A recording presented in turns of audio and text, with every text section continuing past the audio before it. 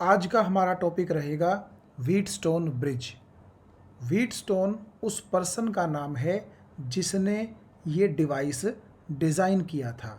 और ब्रिज का मतलब क्या होता है ये हम अभी आने वाले सेक्शंस के अंदर देखेंगे। सबसे पहले आप इस डायग्राम पर एक बार निगाह दौड़ाइए।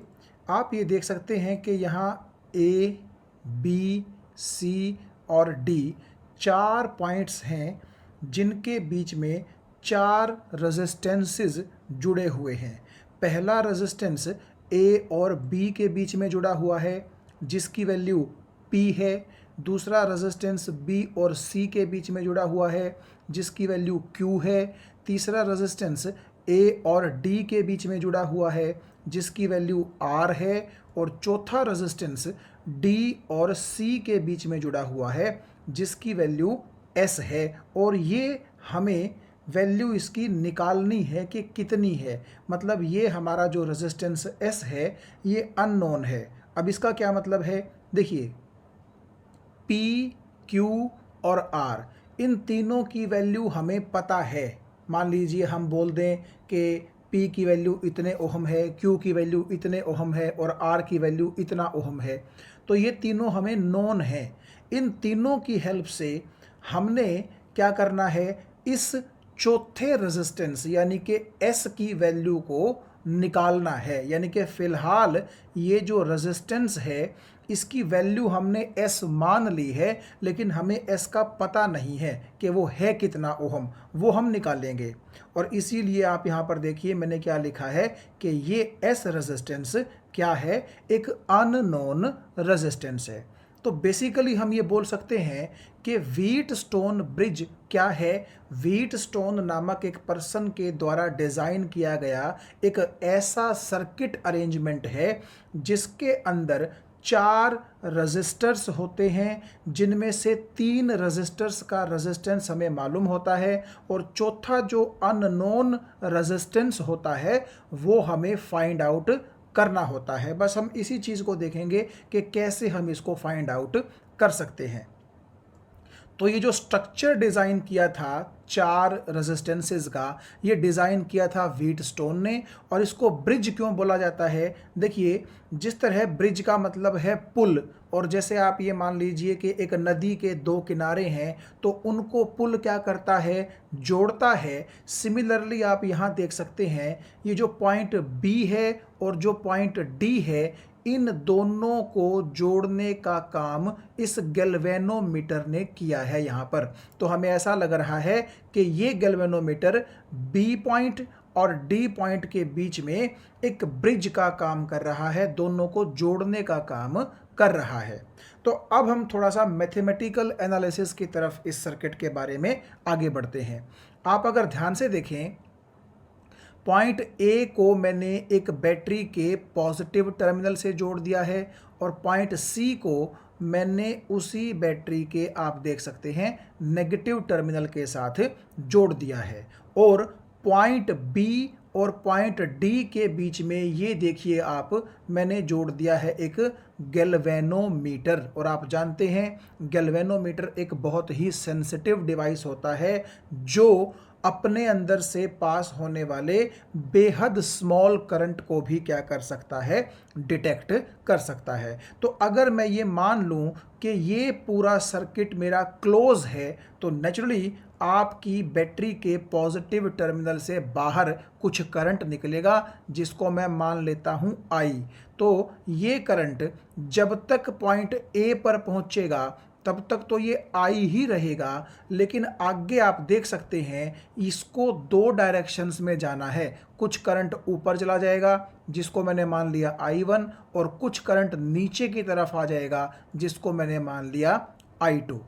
अब एक बार फिर से आप देखिएगा, ये जो I1 करंट है ये पॉइंट B तक चलते चलते तो रहता है I1, लेकिन आगे आप देखिए इसी करंट का कुछ हिस्सा नीचे की तरफ गैल्वेनोमीटर में से पास कर जाता है। और जितना करंट गैल्वेनोमीटर में से पास करता है मैंने उसको मान लिया IG। IG का मतलब है करंट थ्रू गैल्वेनोमीटर। तो आप ये देखिए I1 करंट में से IG करंट इस तरफ आ गया, तो नेचुरली B से C की तरफ कितना करंट बच गया फिर, I1 माइनस IG। और आप अगर यहाँ देखें ध्यान से, A से लेकर के D की तरफ जो ये I2 करंट फ्लो कर रहा है, तो आप देखिएगा पॉइंट D के लिए IG भी इनकमिंग करंट है और I2 भी इनकमिंग करंट है। तो दोनों करंट जब पॉइंट D पर मिलेंगे तो नेट इनकमिंग करंट कितना हो जाएगा, I2 प्लस IG। और किरचॉफ के पहले लॉ के अकॉर्डिंग जितना पॉइंट D के लिए इनकमिंग करंट है उतना ही पॉइंट D से करंट बाहर भी निकलेगा। तो आप ये देख सकते हैं यहाँ पर I2 plus IG current point D से कहाँ निकल गया, बाहर निकल गया। और यही करंट इस अननोन रेजिस्टर S में से पास करता हुआ कहाँ जाएगा, पॉइंट C तक जाएगा। अब आप फिर से देखिए I2 plus IG point C के लिए इनकमिंग है और ये I1 माइनस IG भी पॉइंट C के लिए क्या है, इनकमिंग है। तो अगर हम दोनों करंट्स को इनको जोड़ दें तो आप देखिए IG से IG कैंसिल हो जाएगा और टोटल करंट जो C से बाहर निकलेगा वो निकलेगा I1 प्लस I2। और क्योंकि I1 प्लस I2 आप देखिए I के बराबर था, इसीलिए मैंने यहाँ पर लिख दिया I1 plus I2 is equal to I। तो कुल मिलाकर के आप ये देख सकते हैं कि पॉइंट A के अंदर अगर I करंट एंटर किया था तो C से बाहर भी कितना करंट निकला है, I करंट ही निकला है। बस बीच में क्या हुआ, अलग अलग ब्रांच में से हमने अलग अलग करंट फ्लो करता हुआ मान लिया। आप ऐसा भी कर सकते थे कि I2 करंट जो आ रहा है उसमें से कुछ करंट ऊपर भेज दें और बचा हुआ करंट D से लेकर के C की तरफ भेज दें। लेकिन अगर आप ऐसा करेंगे तो फिर आप ये कीजिएगा कि ऊपर से जो I1 का IG पार्ट आपने नीचे भेजा है उसको मत भेजिएगा, क्योंकि मैंने आपसे पहले भी कहा था कि एक ब्रांच के अंदर हमें करंट क्या रखना होता है, एक रखना होता है। तो आपका दिल करे तो I1 का कुछ पार्ट नीचे फ्लो करवा दो, लेकिन अगर आपको I2 का कुछ पार्ट ऊपर फ्लो करवाना है तो आप वैसा भी कर सकते हैं। मैं जस्ट आपकी जानकारी के लिए ये चीज बता रहा हूं। हालांकि एक बार आपने एक ब्रांच में जो करंट फ्लो करवा दिया फिर उस ब्रांच में कोई दूसरा करंट आप फ्लो मत करवाइएगा। तो हमने इस सर्किट को पूरी तरह से देख लिया है कि किस किस ब्रांच में कौन सा करंट जो है वो फ्लो कर रहा है और किन किन पॉइंट्स के बीच में कौन से रेजिस्टर्स जुड़े हुए हैं। एक बार आप यहां पर ध्यान से देखिएगा, पॉइंट बी और पॉइंट डी के बीच में ये जो गैल्वेनोमीटर जुड़ा हुआ है, मान लीजिए कैपिटल जी इस गैल्वेनोमीटर का रेजिस्टेंस है, क्योंकि गैल्वेनोमीटर का भी कुछ ना कुछ इंटरनल रेजिस्टेंस जरूर होता है। उसका इंटरनल रेजिस्टेंस हमने कितना मान लिया, कैपिटल जी। तो आप ऐसा भी बोल सकते हैं कि ये IG current capital G ohm के रेजिस्टर के अंदर से क्या कर रहा है, पास कर रहा है। अब हम क्या करेंगे, दो लूप हमारे पास हैं, एक है A B D और A और दूसरा है B C D और फिर B। इन दोनों लूप्स में हम अलग अलग KVL लगाएंगे, यानी कि सेकंड लॉ, किरचॉफ्स वोल्टेज लो। तो आप देखिएगा ध्यान से, सबसे पहले मैंने आपको बताया था कि हमें चूज करनी होती है एक डायरेक्शन के लूप में हम किस तरफ ट्रेवल करेंगे। तो अगर आप यहां ध्यान से देखें, A से B, B से D और D से A, यानी कि मैं गया A से B, B से D और D से A, तो आप समझ गए होंगे मैं क्लॉकवाइज चक्कर लगाऊंगा इस लूप में। तो हमें किरचॉफ्स वोल्टेज लॉ जो लगाना हमने सीखा था पिछले कुछ सेक्शंस में, वो अब हम लगाते हैं। आप एक चीज़ यहाँ देख सकते हैं कि A से लेकर के B तक जब मैं जाऊँगा तो करंट भी मेरे पैरेलल है। तो इसका मतलब ये हुआ कि यहाँ आपका जो वोल्टेज ड्रॉप होगा वो कैसा होगा, नेगेटिव होगा। क्यों? क्योंकि मेरे चलने की डायरेक्शन और आपके I1 करंट की डायरेक्शन क्या है, पैरेलल है, हम दोनों सेम डायरेक्शन में चल रहे हैं। तो वोल्टेज ड्रॉप कितना होगा, देखिए अगर P रेजिस्टेंस में से I1 करंट पास करेगा तो नेचुरली वोल्टेज ड्रॉप कितना होगा, P इंटू I1। तो ये चीज़ आप यहाँ देख सकते हैं, मैंने लिख दी है P इंटू I1। और यहाँ पर नेगेटिव साइन क्यों आया? क्योंकि ये वोल्टेज ड्रॉप नेगेटिव आएगा, क्योंकि आपके चलने की डायरेक्शन भी A से B है और करंट I1 भी कहाँ चल रहा है? A से लेकर के B की तरफ चल रहा है। अब देखिएगा, अब आप ये देखिए, हम नीचे उतरेंगे B से D और आपका IG करंट भी कहाँ उतर रहा है? नीचे। तो इस ब्रांच में भी क्या हुआ? मेरे चलने की डायरेक्शन और करंट के चलने की डायरेक्शन क्या हो गई? सेम हो गई। इसीलिए यहाँ का भी वोल्टेज ड्रॉप कैसा आएगा? नेगेटिव। और वो वोल्टेज ड्रॉप कितना होगा? आप ये कह सकते हैं कि IG current capital G ohm के रेजिस्टर्स में से, या कह लीजिए कि कैपिटल G ओहम के गैल्वेनोमीटर में से पास कर रहा है। तो करंट इंटू रेजिस्टेंस यानी कि GIG, capital G into IG, ये हो जाएगा वोल्टेज ड्रॉप। और ये भी कैसा होगा? नेगेटिव। तो आप यहाँ देखिएगा, मैंने लिख दिया माइनस के GIG। उसके बाद मैं आऊँगा D से A, लेकिन करंट मुझसे उल्टी डायरेक्शन में चल रहा है। तो जब मेरी डायरेक्शन और करंट की डायरेक्शन उल्टी हो, अपोजिट हो, एंटी पैरेलल हो, तो आपको पता है वहाँ पर वोल्टेज ड्रॉप कैसा आता है? पॉजिटिव। तो इसीलिए I2 की R के साथ मल्टीप्लाई करके जो आप वोल्टेज ड्रॉप निकालेंगे उसका साइन कैसा आएगा? पॉजिटिव आएगा। तो ये आप देखिएगा, 3 रजिस्टर्स थे इस लूप के अंदर, तो तीनों मैंने वोल्टेज ड्रॉप निकाल लिए। और आप देख सकते हैं इस लूप के अंदर कोई भी बैटरी नहीं है, यानी कि जीरो EMF है। इसीलिए अगर इन तीनों के अंदर आप जीरो ऐड भी करोगे तो भी कोई फर्क नहीं पड़ेगा। इसीलिए मैंने क्या किया? तीनों वोल्टेज ड्रॉप्स का जो सम है उसको मैंने जीरो के बराबर रख दिया। आपको पता है किरचॉफ्स वोल्टेज लॉ लगाते वक्त हम सभी की सभी EMFs और सभी के सभी वोल्टेज ड्रॉप्स का जो अलजेब्रिक सम है उसको जीरो के बराबर रखते हैं। लेकिन यहाँ पर मैंने सिर्फ क्या किया? 3 के 3 वोल्टेज ड्रॉप्स का सम ही जीरो के बराबर रख दिया। क्यों? क्योंकि इस लूप के अंदर आप देखिएगा कोई भी EMF प्रेजेंट नहीं है। तो अगर आप इन तीनों के साथ प्लस में जीरो करते या माइनस में जीरो करते तो उसका फायदा तो कुछ था नहीं। इसीलिए हमने क्या किया? इस लूप के अकॉर्डिंग क्या किया? इक्वेशन नंबर 1 डिराइव कर ली। सिमिलरली आप देखिएगा, अगर मैं दूसरे लूप की बात करूं तो मैं यहां पर भी मान लीजिए क्लॉकवाइज चलूंगा, B से C, C से D और फिर D से B। तो ये जो हमारा BCDB लूप है इसके अंदर हम फिर से KVL लगाएंगे। तो देखिए, मैं चल रहा हूं B से C, तो करंट भी मेरे साथ साथ है। तो Q को जब आप I1 माइनस IG से मल्टीप्लाई करके वोल्टेज ड्रॉप निकालेंगे तो वो वोल्टेज ड्रॉप आप यहाँ देख सकते हैं कैसा आएगा? नेगेटिव आएगा। इसके बाद आप देखिएगा, मैं आऊँगा C से लेकर के D तक, लेकिन ये जो I2 प्लस IG इस ब्रांच के अंदर करंट चल रहा है ये मेरी डायरेक्शन से अपोजिट चल रहा है। इसीलिए S को जब इस करंट से मल्टीप्लाई करके आप वोल्टेज ड्रॉप निकालेंगे, जो कि कर्सर के ऊपर आपको दिखाई दे रहा है, वो वोल्टेज ड्रॉप कैसा आएगा?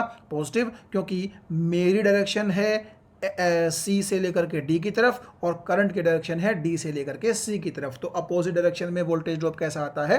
पॉजिटिव। फिर मैं चलूंगा देखिए D से लेकर के B की तरफ ऊपर, लेकिन आप यहां देख सकते हैं इस ब्रांच में करंट कहां उतर रहा है? नीचे। तो यहां पर भी मेरी डायरेक्शन के अपोजिट हो गया। इसीलिए इस ब्रांच में अब की बार G इंटू IG जो वोल्टेज ड्रॉप होगा वो कैसा होगा?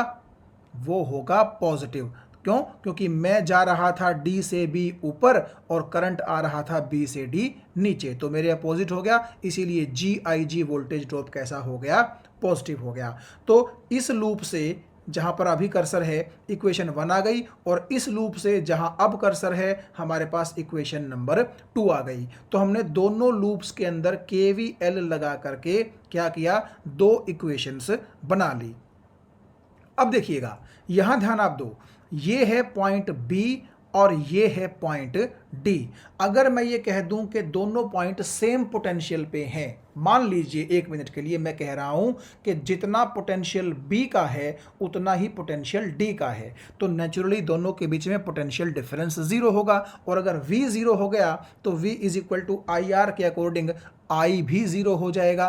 क्यों? क्योंकि अगर दो पॉइंट्स सेम पोटेंशियल पर होते हैं तो उनके बीच में कोई भी करंट फ्लो नहीं करता। तो ऐसी सिचुएशन में IG को 0 होना पड़ेगा। तो मैंने यहाँ पर लिख दिया है कि मान लीजिए if B and D are at same potential then IG will be equal to 0। और अगर IG 0 हो गया तो इक्वेशन 1 और इक्वेशन 2 के अंदर थोड़ा सा चेंज हो जाएगा। क्यों? क्योंकि जहाँ जहाँ IG है, देखो यहाँ पर भी IG है, यहाँ पर भी IG है, यहाँ पर भी IG है और यहाँ पर भी IG है। तो नेचुरली अगर आप दोनों B और D को सेम पोटेंशियल पर मानते हैं तो ऐसी स्थिति में आपको IG को 0 पुट करना पड़ेगा। और जहाँ जहाँ दोनों इक्वेशंस में IG आ रहा है वहाँ वहाँ जब आप IG को 0 पुट करेंगे तो इक्वेशन 1 आप देखिएगा हमें कुछ ये रिजल्ट देगी और इक्वेशन 2 हमें कुछ ये रिजल्ट देगी। आप बड़े आराम से देख सकते हैं, यहाँ पर IG को आप 0 पुट कर दीजिए तो ये पूरा फैक्टर 0 हो जाएगा और हमारे पास बचेगा माइनस के PI1 प्लस के RI2। तो ये हमारे पास आ गया इक्वेशन 1 से एक नया रिप्रेजेंटेशन आ गया, आप कह सकते हैं। तो जब आप इस RI2 को इस तरफ लेकर के चले जाएंगे तो वो भी माइनस का हो जाएगा और उस माइनस से ये माइनस कैंसिल हो जाएगा। तो कुल मिलाकर के हमें पहली इक्वेशन से ये रिजल्ट मिलेगा जिसको मैं इक्वेशन नंबर 3 बोल देता हूँ। सिमिलरली जब आप इक्वेशन 2 में IG को 0 पुट करेंगे तो हमें ये रिजल्ट मिलेगा और इस रिजल्ट से हमें ये रिजल्ट मिलेगा जिसको मैंने बोल दिया है इक्वेशन नंबर 4। यानी इक्वेशन 1 से हमें इक्वेशन 3 मिल गई IG को 0 पुट करके और इक्वेशन 2 से हमें इक्वेशन 4 मिल गई IG को 0 पुट करके। और बार बार मैं ये कह रहा हूँ कि IG को 0 पुट क्यों किया? क्योंकि आपने ये मान लिया कि B और D दोनों कहाँ आ गए? सेम पोटेंशियल पर आ गए। हम इसका मतलब अभी बाद में देखेंगे कि हमने ऐसा माना क्यों है। तो फिलहाल अगर आप ये देखिए इक्वेशन 3 और 4 को मैं अगर डिवाइड कर दूं तो आप ये देखिएगा I1 से I1 कैंसिल हो जाएगा, I2 से I2 कैंसिल हो जाएगा। तो यहाँ पर ये चीज़ मैंने आपको दिखा रखी है कि इक्वेशन 3 और 4 को जब हम डिवाइड करेंगे तो हमें बेसिकली ये वाला रिजल्ट मिलेगा, यानी कि P/Q किसके बराबर हो जाएगा? R/S के बराबर हो जाएगा। और एक बात देखो आप, अगर ये हमें फॉर्मूला मिल गया तो आपको ऐसा नहीं लगता कि इस फॉर्मूले का यूज़ करके हम इस अननोन रजिस्टर जिसकी वैल्यू हमने S मानी थी उसको हम फाइंड आउट कर सकते हैं? क्यों? हमें P भी पता है, हमें Q भी पता है और हमें R भी पता है। तो 3 चीज़ जब पता है तो चौथी अननोन चीज़ इस फॉर्मूले का यूज़ करके आराम से निकाली जा सकती है। तो आप ये अब समझ गए होंगे कि हमने इस सर्किट के अंदर कुछ मैथमेटिक्स किया और उस मैथमेटिक्स के बाद लास्ट में हम इस चीज़ पर पहुंच गए कि इन चारों रेजिस्टेंसेस में क्या रिलेशन है। और इस रिलेशन का यूज़ करके ही हम क्या कर सकते हैं? 3 जो हमें नॉन रेजिस्टेंसेस हैं उनकी वैल्यू हम रख देंगे और वहाँ से S जो है, जो कि एक अननोन वैल्यू है, वो हमारे पास आ जाएगी। ठीक है, ये तो बड़ा आसान सा मैथमेटिक्स है। आप यहाँ पर क्रॉस मल्टीप्लाई कर सकते हैं, फिर यहाँ पर क्रॉस मल्टीप्लाई कर सकते हैं और वहाँ से S की वैल्यू को आप क्या कर सकते हैं? फाइंड आउट कर सकते हैं। तो अब आपको शायद समझ में आ गया होगा कि अगर मैं IG को 0 पुट ना करता तो यहाँ तक पहुँचना हमारा मुश्किल था। और इसीलिए आप ऐसा भी बोल सकते हो कि यदि IG 0 हो गया तो सिचुएशन ऐसी हो जाएगी, या फिर कह लो कि अगर सिचुएशन ऐसी होगी तो IG कितना हो जाएगा? 0 हो जाएगा। और इस कंडीशन को कि P/Q is equal to R/S, इस कंडीशन को बोलते हैं नल डिफ्लेक्शन कंडीशन या फिर बैलेंसिंग कंडीशन। ऐसा इसको क्यों बोलते हैं? क्योंकि देखिएगा ये जो P/Q is equal to R/S है ये तब होता है जब IG कितना हो जाए? 0 हो जाए, क्योंकि तभी तो हम इस कंडीशन को निकाल पाए हैं। तो और अगर IG 0 हो जाएगा तो इसका क्या मतलब है कि B से लेकर के डी के बीच में कोई करंट फ्लो नहीं करेगा, यानी कि पॉइंट बी और पॉइंट डी कहाँ आ चुके हैं, सेम पोटेंशियल पर आ चुके हैं। और उस वक्त क्या होगा, क्योंकि गैल्वेनोमीटर के अंदर से कोई करंट पास नहीं करेगा, क्योंकि IG 0 है, तो नेचुरली जो ये गैल्वेनोमीटर की सुई है ये एग्जैक्टली 0 की तरफ इशारा करेगी, ना ये ऊपर जाएगी और ना ये सुई नीचे आएगी। तो हम ऐसा बोल देंगे कि क्योंकि गैल्वेनोमीटर के अंदर की निडल बिल्कुल 0 की तरफ इशारा कर रही है, कोई भी वो डिफ्लेक्शन नहीं कर रही, ना ऊपर की तरफ डिफ्लेक्ट हो रही ना नीचे की तरफ डिफ्लेक्ट हो रही, इसीलिए इसको बोलते हैं जीरो डिफ्लेक्शन या फिर नल डिफ्लेक्शन। और बैलेंसिंग कंडीशन इसको क्यों बोलते हैं, क्योंकि इस स्थिति के अंदर हमें P/Q और R/S को इक्वल बोलने का मौका मिल जाता है, यानी कि हमें इनके बीच में एक रिलेशन मिल जाता है और वहां से हम S को निकाल सकते हैं। तो आप ये ध्यान से देख सकते हैं कि ये हमारा व्हीटस्टोन ब्रिज का मैथमेटिकल एनालिसिस था, जिसमें हमने क्या किया, इस सर्किट के अंदर एक बैटरी जोड़ी और उस बैटरी से करंट निकला, फिर कितनी कितनी ब्रांच के अंदर कौन सा करंट गया, उस हिसाब से हमने फिर दो लूप चूज़ किए, दो लूप चूज़ करके हमने KVL लगाया और KVL लगाने के बाद आप देखिए जो IG को 0 पुट करना है वो सबसे इम्पॉर्टेंट चीज़ है।